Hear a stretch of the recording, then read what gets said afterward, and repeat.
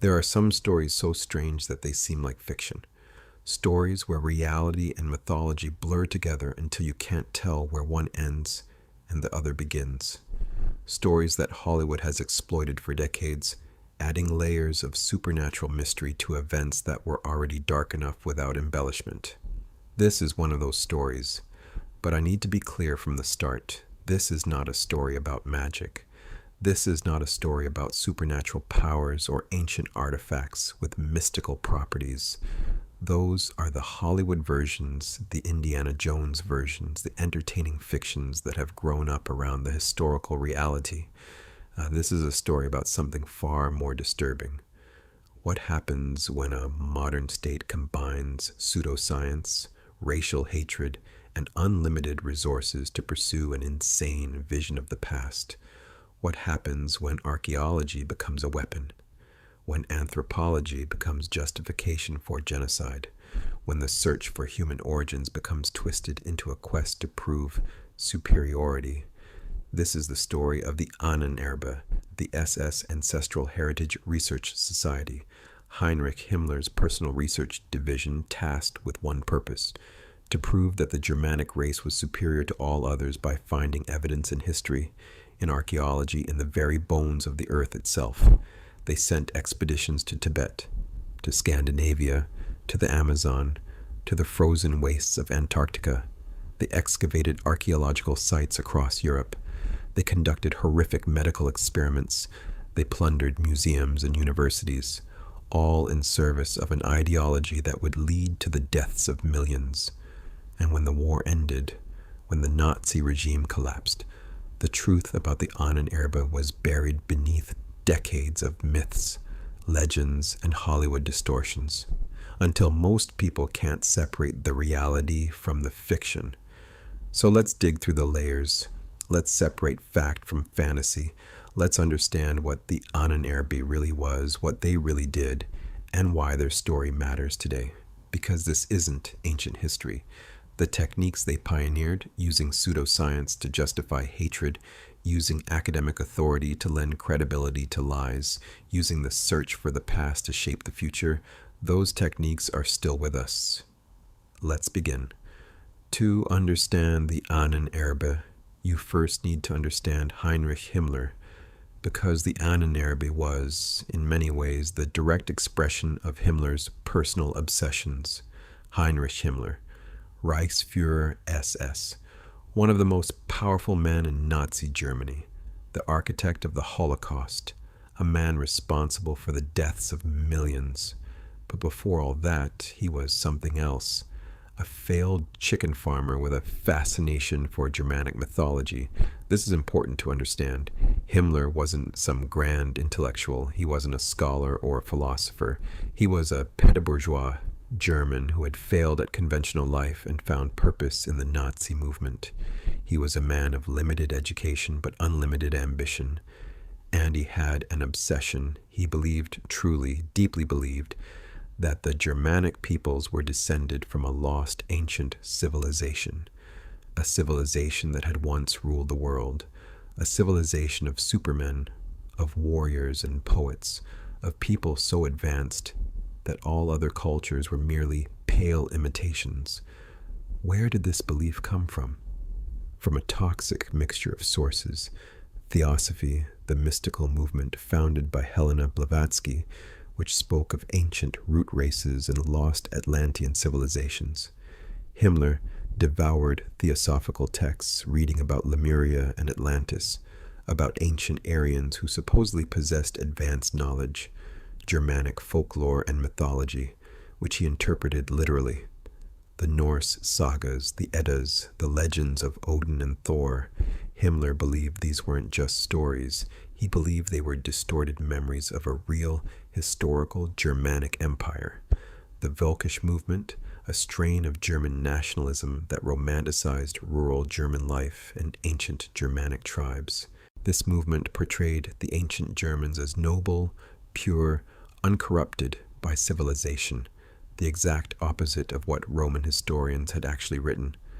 And finally, the racial theories of people like Hans F. K. Gunther and Ludwig Woltmann, who claimed that all human achievement could be traced back to Nordic racial characteristics. Mix all of this together in the mind of an insecure, ambitious man who had just been given control of the SS, and you get a dangerous cocktail. By 1935, Himmler controlled the SS, the Schutzstaffel, originally Hitler's personal bodyguard, now growing into a state within a state. The SS was Himmler's instrument, and he wanted to transform it into something unprecedented, a racial elite, a modern knightly order modeled on the Teutonic Knights, composed of men who embodied the supposed virtues of the ancient Germanic race. But there was a problem. Himmler needed proof. He needed archaeological evidence of this great Germanic past. He needed anthropological data to support his racial theories. He needed historical documentation of Germanic supremacy. He needed science, or what he could make look like science, to back up his ideology. And so on July the 1st, 1935, the Ahnenerbe was born.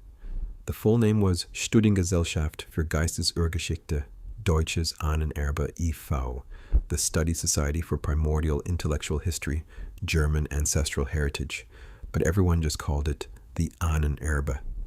The founding members included Herman Wirth, a Dutch historian obsessed with ancient runes, Walter Darre, the Reich Minister for Food and Agriculture and proponent of blood and soil ideology, and of course, Heinrich Himmler himself. Their stated mission was academic, to research the space, spirit, deeds, and heritage of the Nordic Germanic race, to present this research to the German people in an engaging form, to ensure that every German understood the greatness of their ancestors.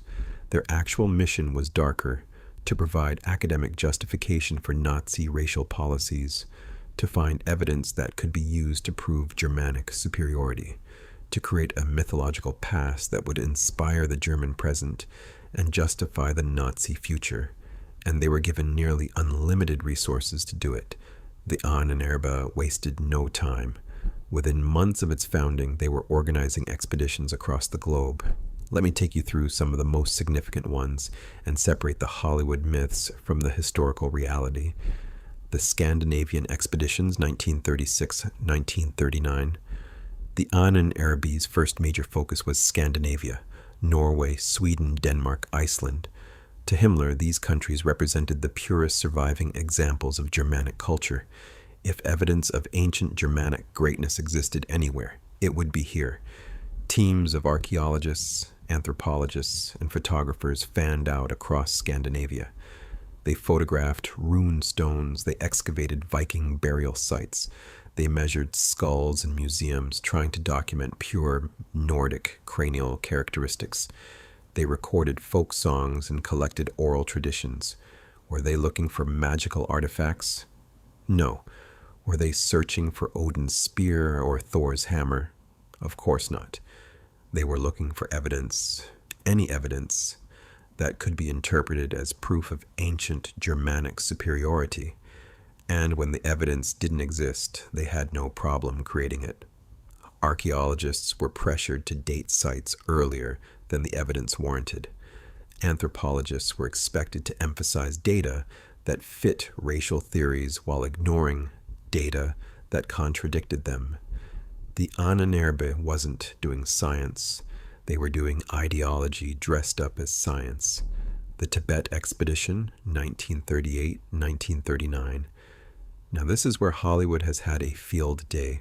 In countless movies and novels, we see Nazi expeditions to Tibet searching for mystical powers, ancient relics, or the entrance to Shambhala, the legendary Buddhist paradise.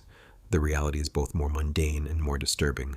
In 1938, the Ahnenerbe sent an expedition to Tibet, led by Ernst Schaefer, a German zoologist.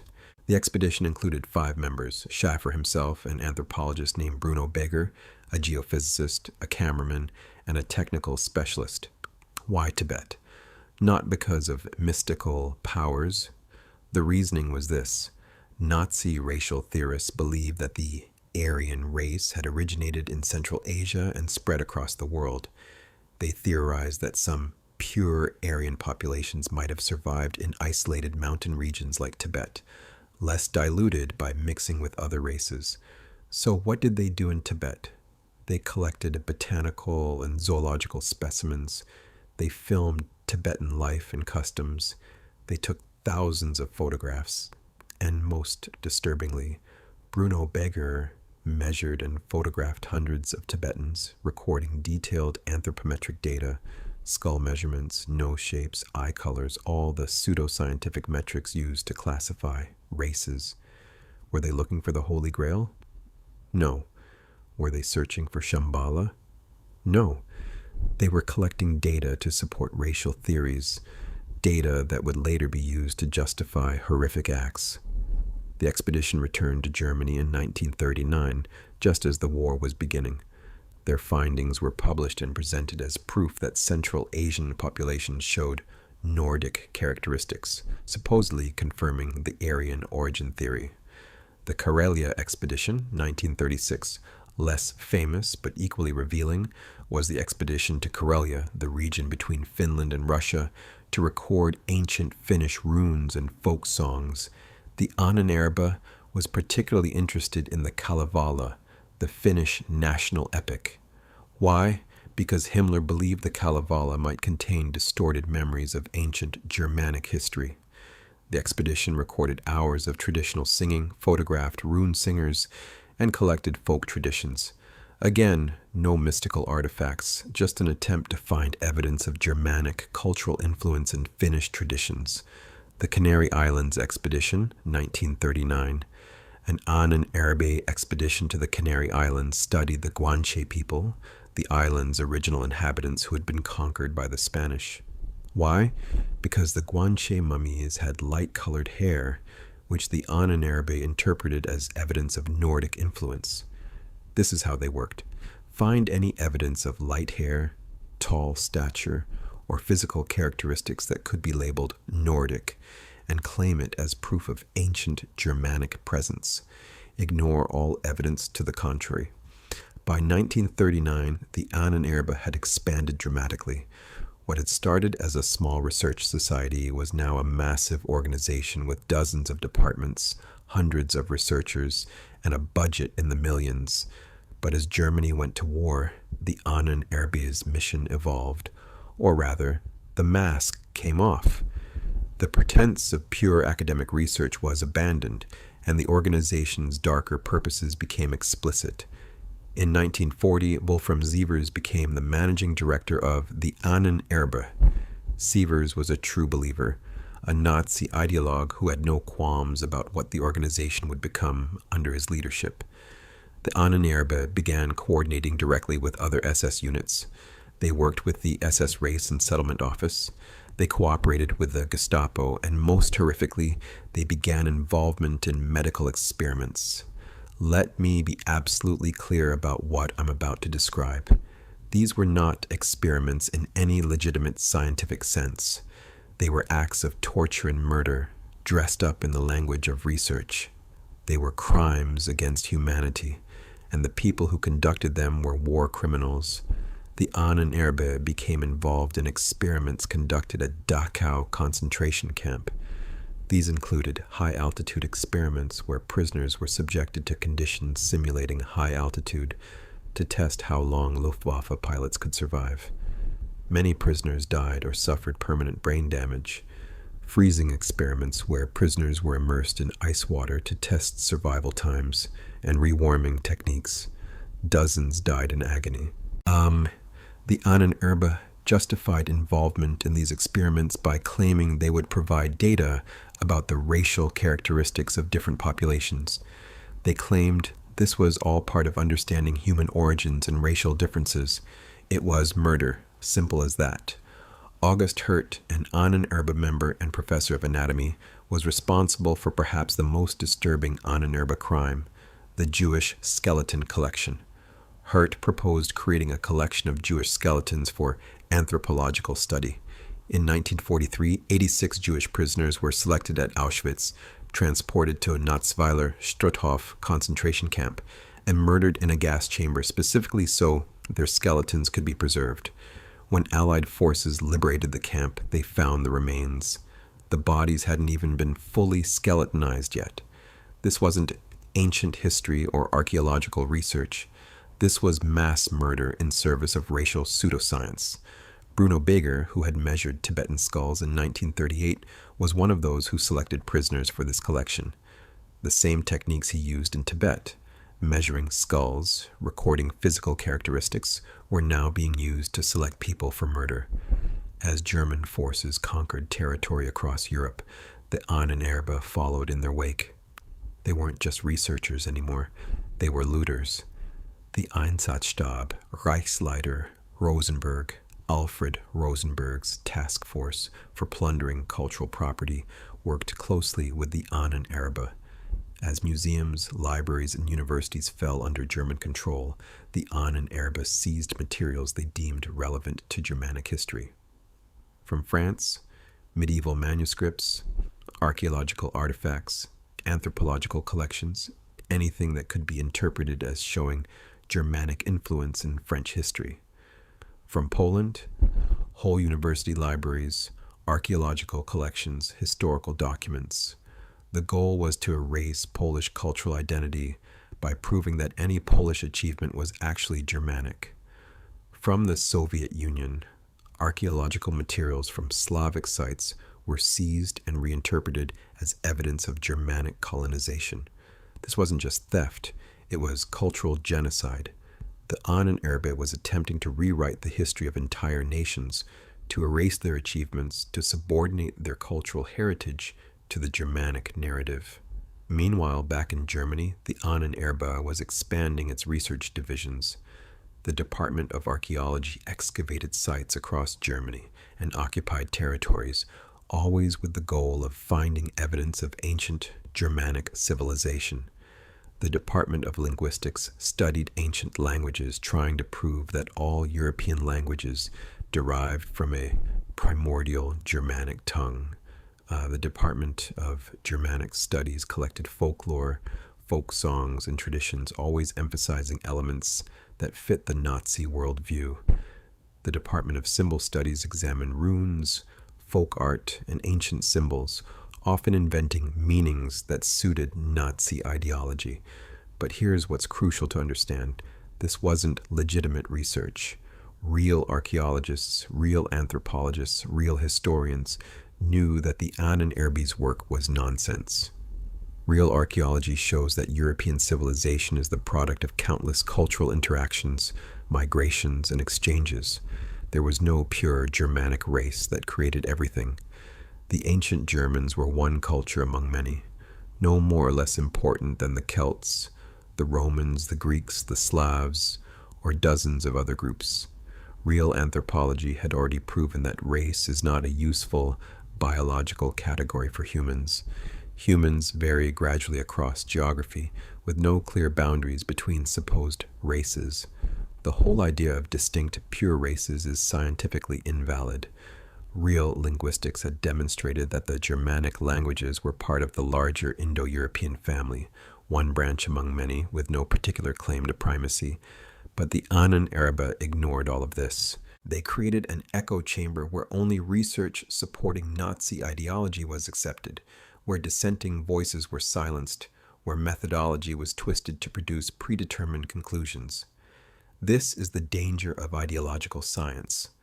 When you start with your conclusion and work backward, you can prove anything.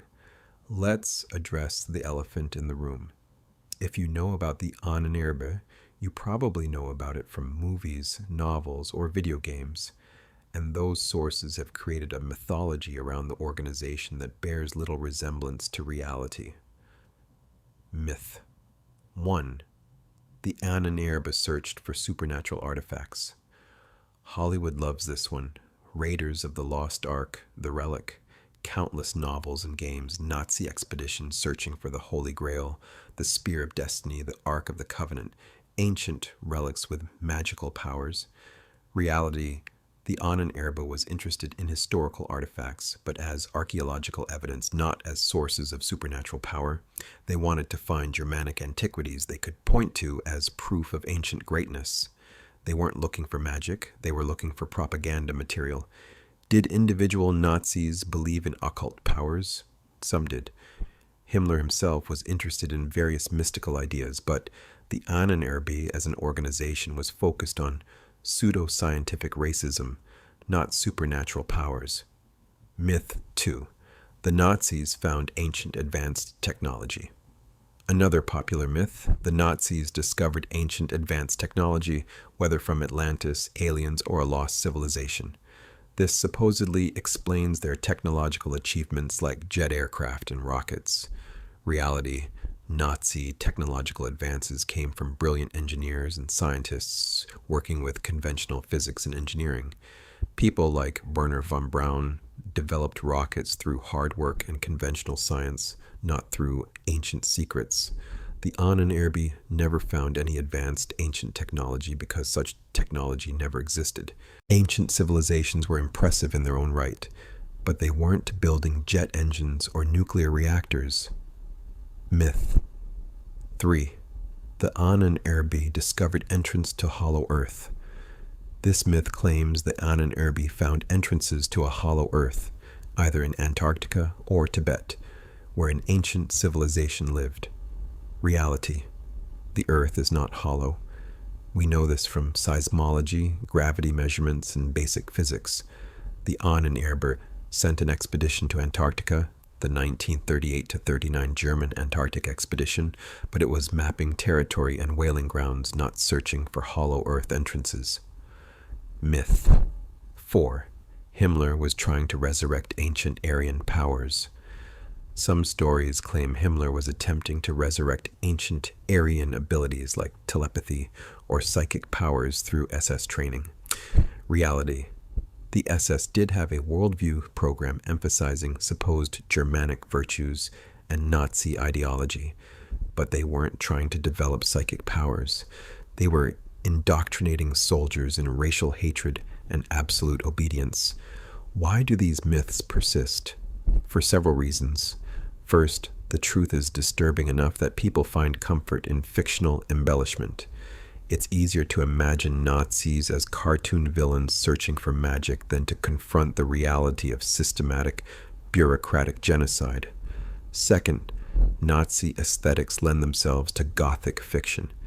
The uniforms, the symbols, the pseudo-medieval pageantry of SS ceremonies, it all looks like something out of a dark fantasy.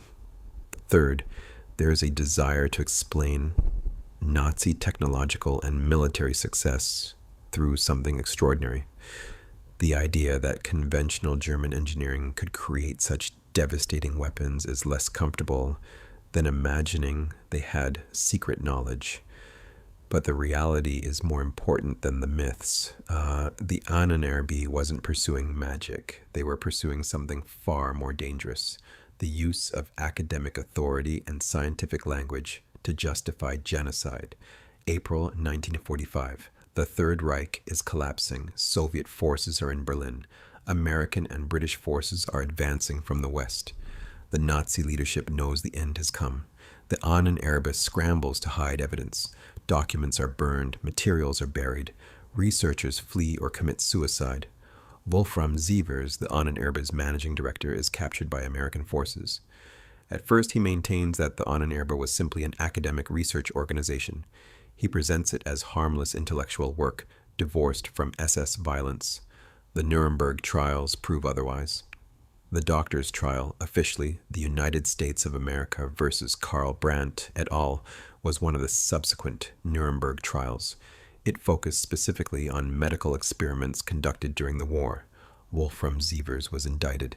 The prosecution presented overwhelming evidence of his involvement in the medical experiments at Dachau and other camps. They showed his correspondence approving experiments. They presented testimony from survivors. Sievers defended himself by claiming he was just an administrator, that he didn't know the full extent of what was happening, that he was following orders. The tribunal didn't buy it. On August 20th, 1947, Wolfram Sievers was found guilty of war crimes and crimes against humanity. He was sentenced to death and executed on June 2nd, 1948. Bruno Beger, who had selected prisoners for the skeleton collection, was tried in 1971. He was convicted of complicity in murder, but received only a 3-year sentence, of which he served 2 years. He lived until 2009, maintaining to the end that his work was scientific research. Many other Ahnenerbe members were never prosecuted. Some fled to South America. Others changed their identities and lived quietly in Germany. Some even continued working in academic positions, their pasts whitewashed or forgotten. The Ahnenerbe's collections were scattered. Some materials were returned to their countries of origin. Some were absorbed into German museums. Some simply disappeared. The organization's archives were seized by Allied forces. They revealed the full extent of Ahnenerbe activities, the pseudo-scientific research, the looting, the medical experiments, the systematic distortion of history and science in service of genocide. Reading through these archives is a disturbing experience. You see how easily academic language can be twisted to serve evil. You see how researchers can convince themselves they're doing important work while participating in atrocities. You see how ideology can blind people to basic humanity. So what's the legacy of the Ahnenerbe? Why does this story matter today? First, it's a warning about the dangers of pseudoscience. The Ahnenerbe shows what happens when scientific methodology is abandoned in favor of predetermined conclusions, when research is conducted not to discover truth, but to confirm ideology. This isn't just historical. Today we see similar patterns in climate change, denial, in anti-vaccine movements, in various forms of racial and ethnic pseudoscience. The techniques are the same. Cherry-pick data, ignore contrary evidence, use technical language to create false authority, appeal to ancestral wisdom or lost knowledge. Second, it's a warning about the weaponization of heritage. The Ahnenerbe used archaeology and anthropology as tools of oppression. They twisted the human past to serve present hatreds. This continues today. Archaeological sites are still politicized. Claims of ancient ownership are still used to justify modern conflicts. Heritage is still weaponized to exclude and oppress. Third, it demonstrates how easily academics can be co-opted. The Ahnenerbe employed trained archaeologists, anthropologists, and historians. These weren't uneducated thugs. They were people with PhDs who chose to use their expertise in service of evil. It's a reminder that education alone doesn't guarantee ethical behavior, that credentials don't equal integrity, that we must constantly question not just what we research, but why and for whom. Fourth, it shows the importance of separating fact from fiction. The mythology around the Ahnenerbe, the supernatural powers, the magic artifacts, the occult ceremonies, obscures the real history. And the real history is more important because it's more instructive. The Ahnenerbe didn't fail because they were searching for something impossible. They failed because their fundamental premises were wrong. Race is not a useful biological category. Cultural superiority cannot be proven through archaeology. Human history is not a story of pure races rising and falling. They failed because reality contradicted their ideology, and no amount of research, no matter how extensive or well-funded, can make a false premise true. Finally, the Ahnenerbe story is a reminder that the past matters. How we understand history shapes how we see the present and imagine the future. When history is twisted to serve ideology, when the past is manufactured to justify the present, the consequences can be catastrophic. The Ahnenerbe tried to create a mythological Germanic past to justify Nazi Germany's present and future. That false history helped enable genocide. 6 million Jews murdered, millions of others killed, an entire continent devastated. That's what happens when we let ideology trump truth. The Ahnenerbe doesn't exist anymore. Its physical presence was destroyed in 1945. Its leadership was executed or imprisoned. Its collections were dispersed, but its shadow remains in the continued appeal of Nazi mysticism in popular culture, in the persistent myths about supernatural Nazi research, in the ongoing attempts to use heritage and ancestry to justify hatred, in the eternal temptation to let ideology trump evidence. The real story of the Ahnenerbe isn't exciting in the way Hollywood myths are exciting. There were no supernatural powers, no ancient secrets, no magical artifacts. But the real story is important in ways the myths never could be. It's important because it shows us how easily science can be corrupted, how readily academics can be complicit in evil, how dangerous it is to let ideology shape research, how devastating the consequences can be when we abandon truth in favor of comforting myths. The Ahnenerbe was Heinrich Himmler's attempt to prove Germanic supremacy through science. It failed not because the war was lost, but because its fundamental premise was false. There is no master race. There never was. And that's perhaps the ultimate lesson. Reality doesn't care about ideology. Truth doesn't bend to accommodate hatred. The human past is far too complex and interconnected to support any narrative of racial supremacy. The Ahnenerbe tried to rewrite history. History buried them instead. Thank you for watching. If you found this video informative, please like, subscribe, and share. Leave a comment below with your thoughts. But please keep the discussion focused on historical facts rather than myths. Understanding the real Ahnenerbe is more important than perpetuating legends. And remember, the best defense against the kind of pseudoscience the Ahnenerbe practiced is education, critical thinking, and a commitment to following evidence wherever it leads, even when it contradicts what we'd prefer to believe. Until next time, stay curious, stay critical, and stay grounded in reality.